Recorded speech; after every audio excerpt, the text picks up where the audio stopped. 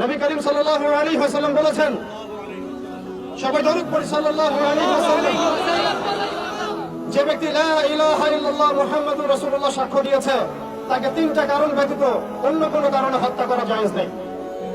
তার প্রথম কারণটি হচ্ছে, বিবাহিত ব্যক্তি যদি ব্যভিচার করে।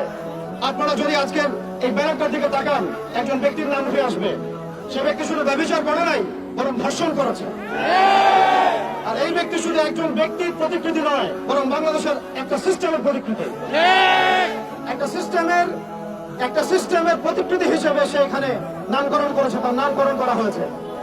দ্বিতীয় কথা হচ্ছে, যে ব্যক্তি আল্লাহ এবং তার রাসূল মুহাম্মদ সাল্লাল্লাহু আলাইহি ওয়াসাল্লামের শানে কটূক্তি করবে, সেই ব্যক্তি মুরতাদ হয়ে যাবে, হত্যাযোগ্য অপরাধ করেছে।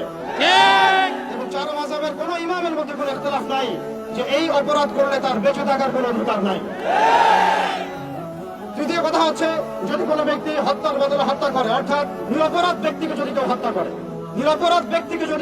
করে, তাহলে তাকে হত্যা করতে হবে। এটা কিসাস। এই কিসাস এই ব্যানারের মধ্যে লিখিত নামের মধ্যে জড়িত আছে।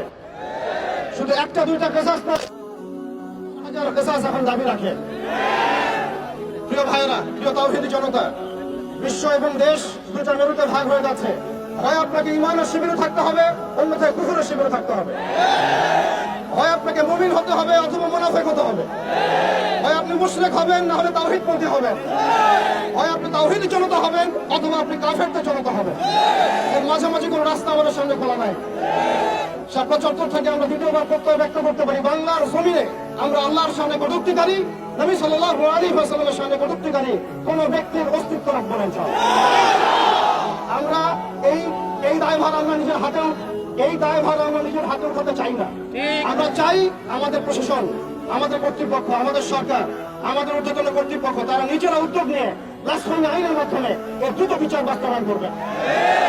এরপরও যদি আপনারা এই গাদ্দারদের, এই শাতমে রাসূলদের, আল্লাহ দ্রোহীদের পক্ষ অবলম্বন করেন, তাহলে ওয়াল্লাহি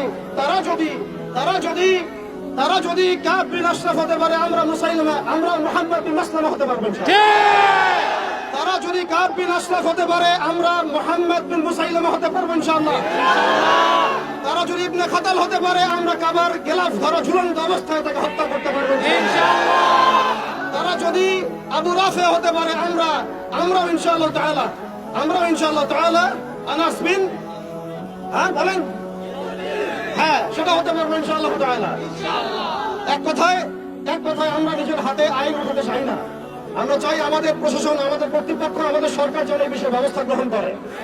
আমরা কালিমা লা ইলাহা ইল্লাল্লাহ মুহাম্মাদুর রাসূলুল্লাহ পড়েছি, এটা পড়ার মধ্যে দিয়ে আমরা মুসলিম হয়েছি, মুমিন হয়েছি।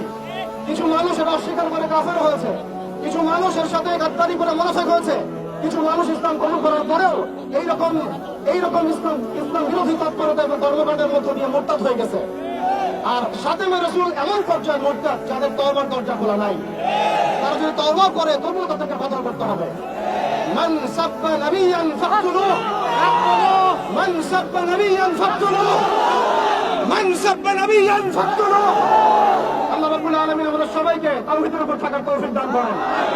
অবশেষে ভাই একটা কথা বলে শেষ করব, আমরা আমাদের স্বাধীনতা, সার্বভৌমত্ব এবং ইসলামের মৌলিক অধিকারগুলো ততদিন পর্যন্ত বাস্তবায়ন করতে পারবো না যতদিন পর্যন্ত বাংলার জমিনে শরিয়া কায়েম না হচ্ছে, যতদিন পর্যন্ত বাংলার জমিনে আল্লাহর দ্বীন প্রতিষ্ঠা না হবে, দ্বীনের ইকামত না হবে, ইমারা এবং খেলাফা না আসবে, ততদিন পর্যন্ত আমাদের স্বাধীনতা বলে কোনো কথা নাই।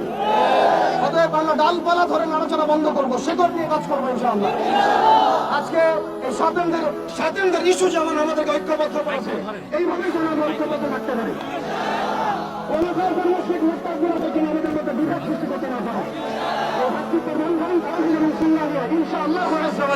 আমরা বাংলার জমিনে আল্লাহর দ্বীন কায়েম করেই ছাড়বো। ইয়া হুররিয়াত ইয়া শাহাদাত।